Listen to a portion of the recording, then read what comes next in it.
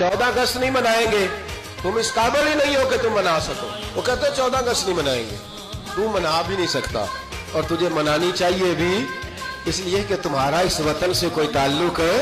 ये अमीर मिल्लत पीर जमात अली शाह साहब का वतन है, ये मुहद्दिस आज़म पाकिस्तान मौलाना सरदार अहमद का वतन है, ये ख्वाजा कमरुद्दीन सियालवी का वतन है, तुम्हारा वतन है। तुम वहीं चले जाओ जहां से तुम आए हो, वहीं तुम अच्छे लगते हो।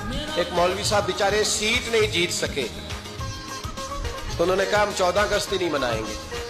ये वो बेईमानों का ग्रुप है जिन्होंने कहा था कि शुक्र है हम पाकिस्तान बनने के गुनाह में शरीक नहीं हुए। किस तरह ये लोग पार्लियामेंट में जाते हैं, किस तरह हमारे नुमाइंदे बन गए।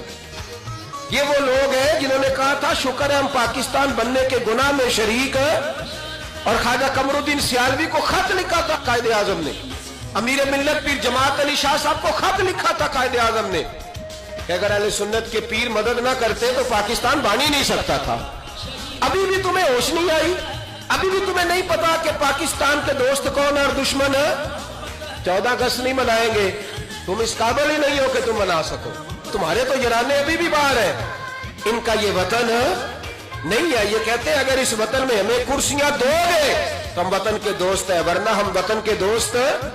अल्लाह की इज्जत की कसम, हमारे मशाइख ने कभी कुर्सी नहीं मांगी, लेकिन इस वतन में जितना किरदार अहले सुन्नत के बुजुर्गों ने अदा किया है कोई दूसरा कर ही नहीं सकता।